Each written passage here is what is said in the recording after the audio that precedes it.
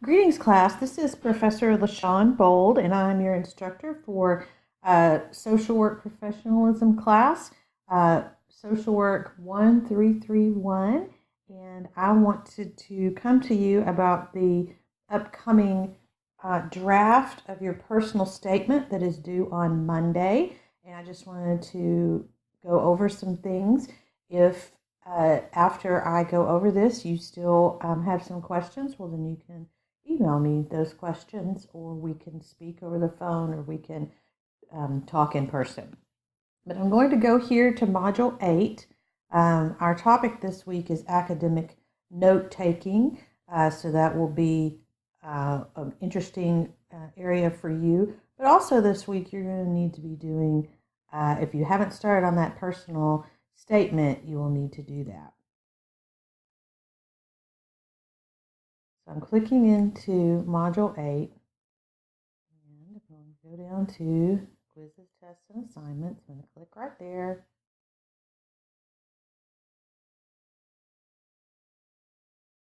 And we're going to look at the personal statement, the first draft. This is the instructions are right here, and this is also where you will click to post that.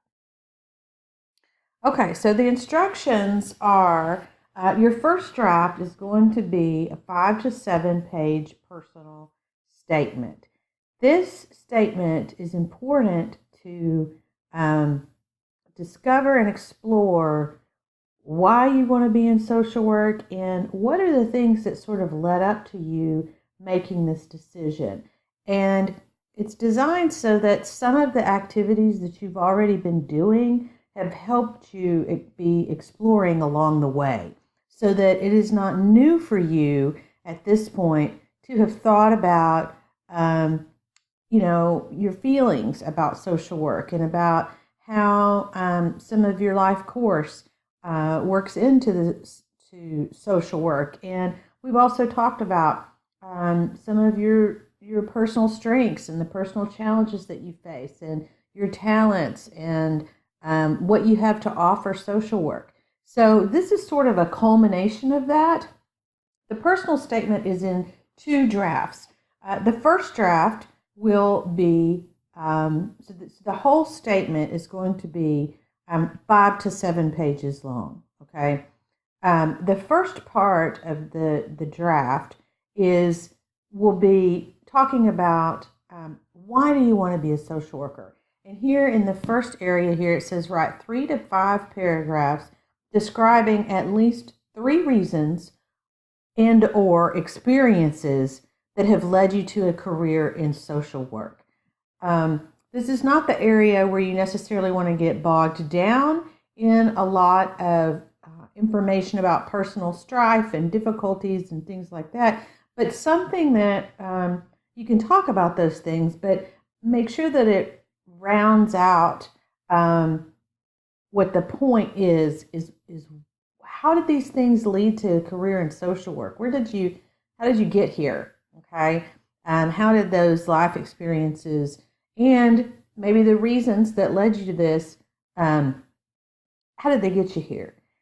You can also include information from the 2 assignments that we had. So that would be the reflective essay, which one of them that you had in the beginning, which was when we talked about your strengths and challenges.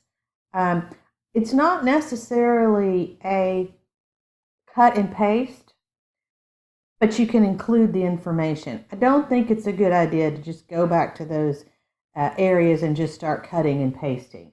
I think this needs to be a new document in and of itself, that is a personal statement, and you can utilize some of the things that you put together as strengths and 3 challenges that will impact your future as a social work professional.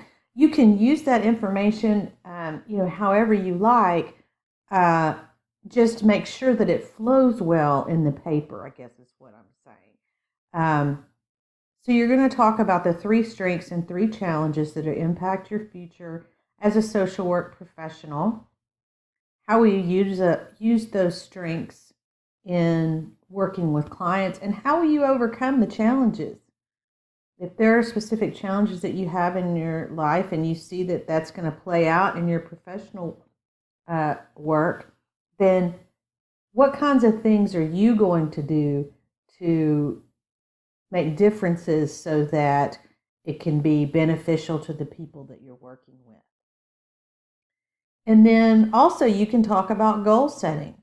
You already did this past week with describing in 2 to 3 paragraphs your career goals for the initial 5 years. Include that in this personal statement.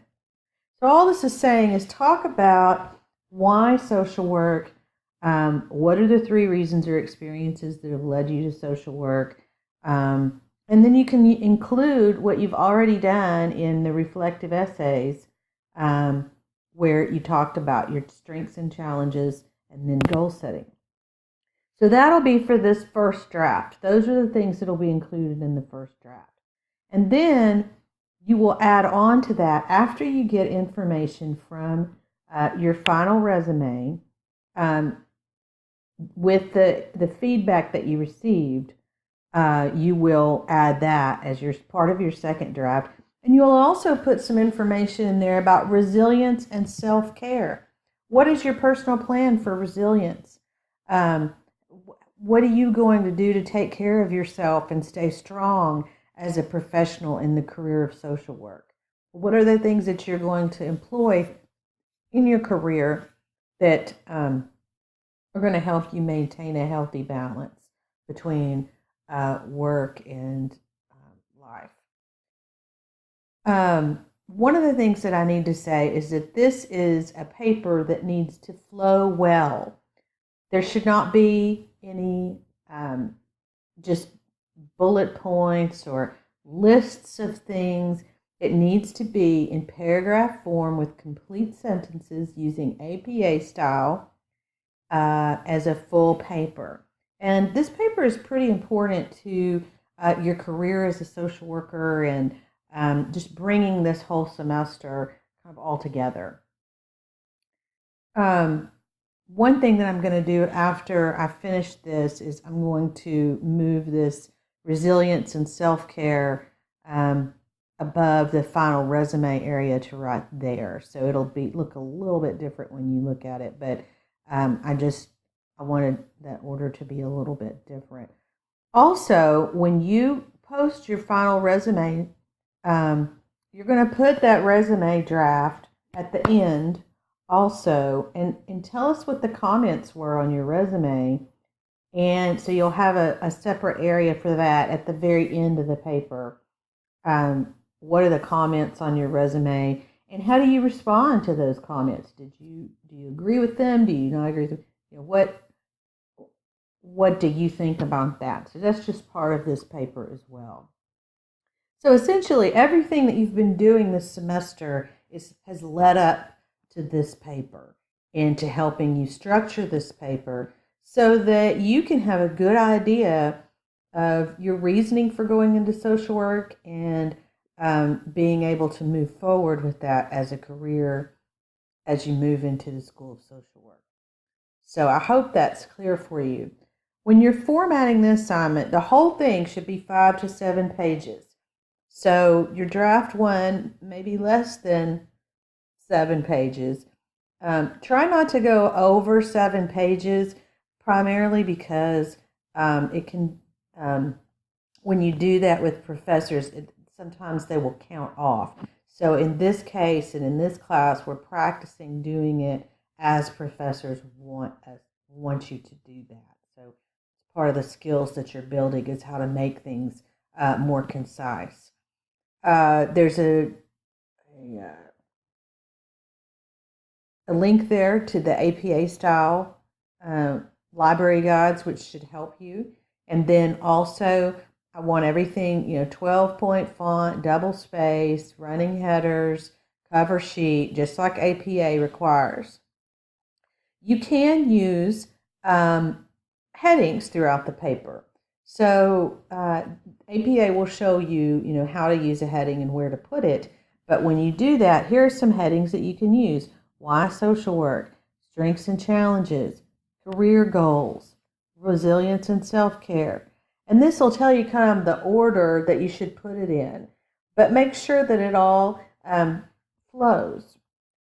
So it also says here that students turn in a first draft at week 8 and a final draft at week 13.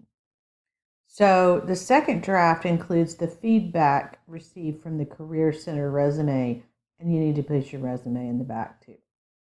Okay? So, let's see, I do believe that it says,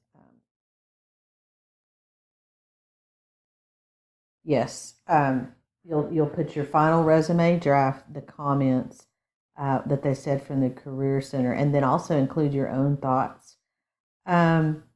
This is a very personal assignment, so it's important that you read it and look over it and make sure that obviously spelling and grammar and those kinds of things are correct. But also, what I really want is a picture of who you are as a social worker and what does social work mean to you based on some of the things that you've learned in this class and explored about yourself. So I hope you find that helpful. If you need to email me, you can. And I look forward to reading some of these amazing papers.